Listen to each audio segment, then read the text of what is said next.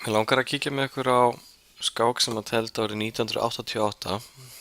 Árið 1988 var haldið heimsbikarmót í skák á Íslandi og þangað voru komnir nánast allir af bestu skákmönnum heims á þeim tíma. Meðal annars þeir sem að teldu þessa skák hér, Jan Timman frá Hollandi, sem að var á þessum tíma einn allra besti stórmeistari heims, og aðstæðingurinn hans sem hafði svart, Jóhann Hjartarson, sem var sterkasti íslenski skákmaðurinn á þessum tíma og hefur árabil verið sterkasti skákmaður Íslands. Þessi skák er athyglisverð að mörgu leyti. Byrjunin er mjög hvöss og það má eiginlega segja að Jóhann hafi snúið all svakalega á andstæðing sinn í miðtaflinu og skákin er ekki svo löng, endirinn sérlega skemmtilegur og það er athyglisvert hvað Jóhann fór illa með Timman í skákinni vegna þess að Timman var á þessum tíma mjög taktískur og hvass og skemmtilegur skákmaður og Jóhann plataði hann algjörlega í þessari skák. Og við skulum renna yfir þetta. Timman, eins og ég sagði, var með hvít og leik E4 og Jóhann svaraði því með að leika C5 sem er sikkilega vörn. Nú kom riddari F3 og riddari C6 og núna riddari C3 sem er örlítið óhefbundin leikjaröð í venjulegri sikkilega vörn. Hann eðlilegast fyrir hvítan að leika strax D4, ætla hann sér að tefla og opna sikkilega vörn á annað borð.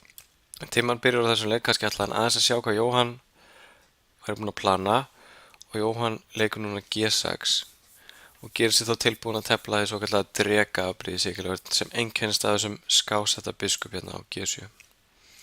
Nú kom D4 og C-drepi D4 og riddari drepi D4 og biskup G7 og svartur er þá strax farin að setja pressu á miðborði hjá hvítum. Timman leik biskup E3 sem er langalgengasti leikurinn og Jóhann leik núna riddari F6 og þá leik Timman örlítið svona sjaldgæfan leik, hann leik riddari B3. Algengast þessar stöðu er að leika biskupnum á C4 og í framhaldinu stilla þessu upp með peði á F3, drottning á D2 og hrókara langt og hefði séð mikla kóngsókn, hérna kóngsvagnum. Svartur aftur á móti í þessu afbrigði hrókara stutt og reynir þá að sækja á drottningagnum oft með hrókin sinn á C8. En Timman leikur rólegri leik, riddari B3 og skákin tekur þá svona örlítið öðruvísi blæ einhvern veginn, rólegri, meiri stöðubaráttu. Jóhann hrókara stutt og nú kom biskup E2, D6 og stutt hrókun og hér leik Jóhann dálítið athyglisverðan leik sem kannski þeim sem að þekkja ekki þetta afbrigði myndi finnast dálítið sérkennilegur. Hann leik biskup E6 og mörgum er kennt að leika ekki biskupunum svona beint fyrir framan peðið í byrjun skákarinnar og það er ekki augljóst hvað biskupinn er að gera á E6. Ætlar hann að drepa hann að riddara? Sennilega ekki. Planið á Jóhanni er í raun og veru að hafa auga með þessum reit hérna á C4 og reyna þau í framhaldinu að leika riddari A5 eða riddari E5, kannski hrók á C8 og reyna að setja riddara eða biskup á C4 reitin til þess að ná einhverjum tökum á drottningavegnum. Þetta er dálítið sniðugt plan í drekaafbrigðinu og við sjáum svipað plan líka í enska leiknum sem er náttúrulega byrjun sem að er svipuð drekaafbrigðinu að mörgu leyti en bara með skiptum leitum. Nú kom F4 hjá Timman og plan hans er að ná bara betur tökum á miðborðinu og reyna hugsanlega að sækja fram hérna með F5 eða E5. Nú kom riddari A5 eins og vorum að tala um aðan hjá Jóhanni og núna kóngur H1 hjá Timman. Og þetta er það sem maður myndi kalla svona dularfullur leikur. Það er ekkert augljóst af hverju hann er að leika kóngurum hingað en í flestum tilfellum þegar maður er búinn að leika F-peðinu sínu fram eins og í sikkilega vörn hjá hvítum og opna þessa skálinu hérna inn á kóngnum þá nýtist oft nokkuð vel að vera búinn að fara með kóngin bara aðeins til hliðar þannig að hann lendi ekki mögulega einhvern tímann í því að svartur skáki á þessari skálinu sem að kæma honum illa. Þannig að þetta er svona fyrirbyggjandi leikur, hann er að koma í veg fyrir vandamælin áður en þau gerast í rauninni, kóngur H1.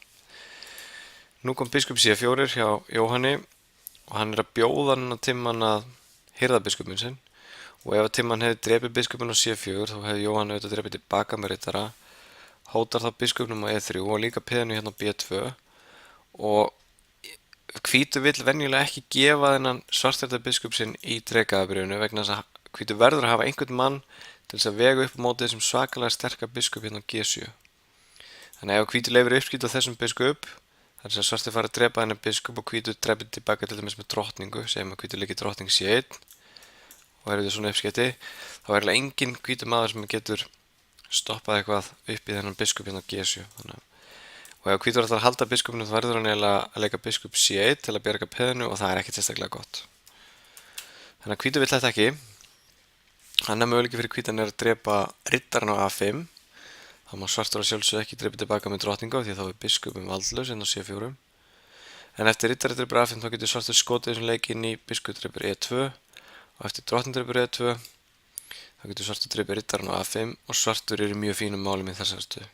Hvítur hefur enga sérstaka sókn, hann búið að létta hans á stöðunum með uppskiptum og plan svart sem er einfalt, það er að koma hróknum á C-línuna, setja press á riddaran og ef hann fær tækifæri til hugsanlega fórna skipta mun hérna og hirða peðu eftir á E4 með mjög sterkum biskup og veikum peðum hjá hvítum í framhaldinu.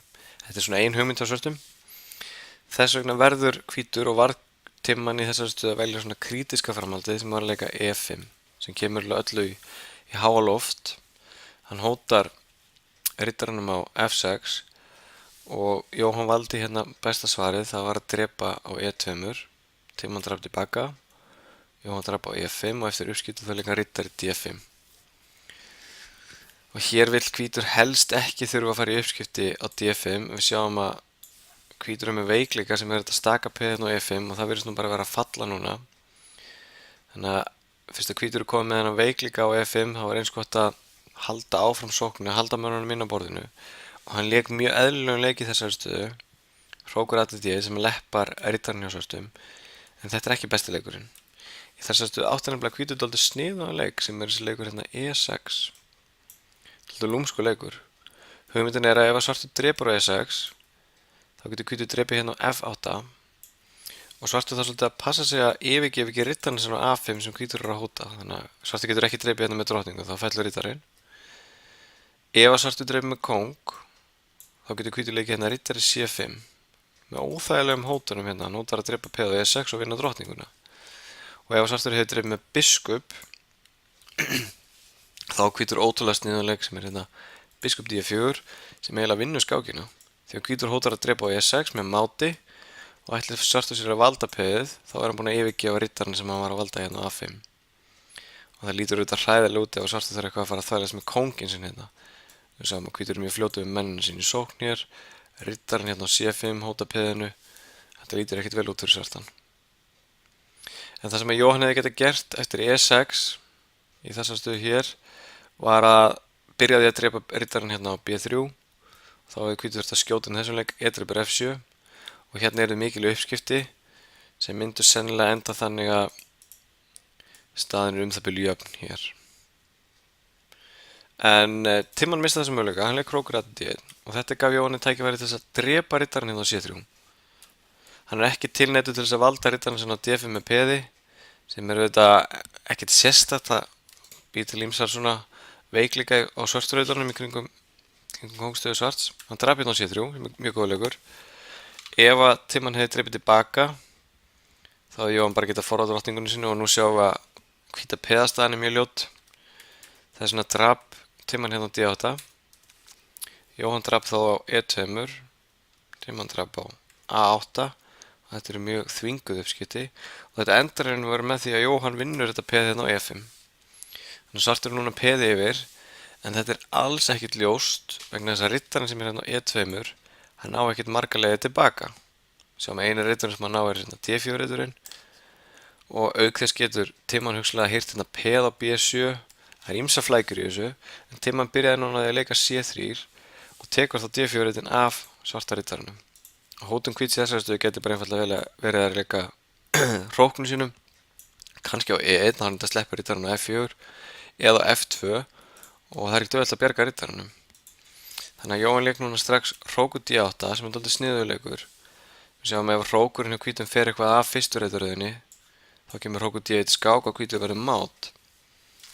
Þess vegna notaði timman tækifærið og hirti þetta peð hérna á B7, hótar auðvitað hróknum og nú átti Jóhann tvo góða möguleika og ég held hann hafi valið skynsamari leikinn sem var hrókur D3 sem leikurinn sem hann lék. Hann gat líka leikið hrókur B8 sem var fínn leikur hótar riddaranum. Hann hefði bakkað þá á C5 og eftir hrókur drepur B2 Það getur komið riddari D3 sem hótar bæði hróknum og biskupnum og eftir hrókur B5 getur komið C4 sem hótar hróknum og þetta eru mikla flækjur og það er ekkert auðvelt að sjá fyrir sér hvort að svartu getur haldið öllum mönnunum sínum, hvort að riddarinn sleppur út, hvort hann getur bjargað þessum báðum, hvort að hvítu vinnur kannski eitthvað peð í framhaldinu. Þetta er óljóst staða. Þannig að Jóhann valdi skynsama leik sem er hrókur D3 sem hótar biskupnum og það var í þessari stöðu sem Timman gerði slæm mistök. Hann hefði sennilega átt að leika biskup F2, hafa biskupinn sem bara öruggan og staðan er þá mögulega bara svona nokkurt veginn í jafnvægi en hann leik biskup H6 og nú var hann komið sér í hálfgerð vandræði. Hvítu mennirnir vinna ekki nógu vel saman og þó að biskupinn sé á H6 og loki kónginn inni þá er hvítur ekkert að fara að máta svartan. Nú leik Jóhann mjög góðan leik F6, hugmyndin er að leika G5 og læsa biskupinn inni. Leika síðan kóngur F7 og kóngur G6 og hirða bara biskupinn. Þannig að Timman lentur í smá vesinni hérna og hann eiginlega kemur sér í ennþá meiri vandræði í framhaldinu. Hann leika riddari C5, hótar hróknum og hrókurinn fór á D5 sem er mjög góð leikur. Hótar ekki bara riddaranum heldur hefur svona auga með því að sveifla sér yfir á kóngsvanginu eftir og Timman félli hérna beint í gildruna. Biskup E3 valda riddaran og þá kom sleggja hjá Jóhanni, biskup drepur H2 og þessu hefur Timman algjörlega mista af. Hugmynd Jóhanns er mjög skemmtileg. Eftir kóngur drepur H2 kemur hrókur H5 mát og við sjáum að riddarinn valdar útgönguleiði hvíta kóngsins og þeir sem að þekkja mátstef vel kannastu þetta mátstef Anastasíu mát er þetta kallað. Þetta er svona óvenjuleg útgáfa af því. En eftir biskup drepur H2 þá máttu Timman auðvitað ekki drepa tilbaka og hann leik hrókur E1 og hótar riddaranum og nú þarf Jóhann aðeins að passa sig. Sjáum ef riddarinn fer eitthvað í burtu þá geti hvítur hirt biskupinn og það er ekki lengur þetta mát hérna vegna þess að riddarinn valdar þá ekki lengur þessa mikilvæga reyti. En Jóhann var auðvitað búinn að sjá lengra og leik mjög skemmtilegu leik biskup D6 sem er lykileikur í fléttunni og hugmyndin hans er ef að Timman drepur riddarann á E2 þá ætlar hann ekki að drepa riddarann á C5 heldur skáka hérna fyrst á D1 þvinga hvítan til þess að bakka með biskupinn og drepa þá riddarann á C5 og í framhaldinu biskupinn á G1 unnutabli. Þannig eftir biskup D6 þá neyddist Timman til að leika G4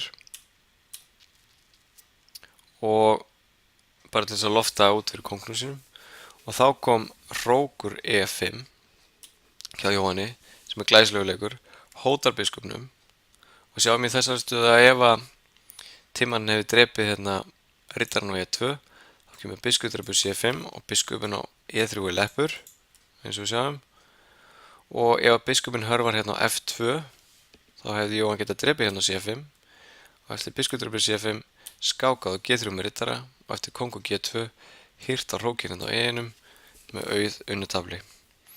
Þannig að eftir hrókur E5 þá gafst Timman upp í þessari stöðu. Glæsilegu sigur hjá Jóhanni.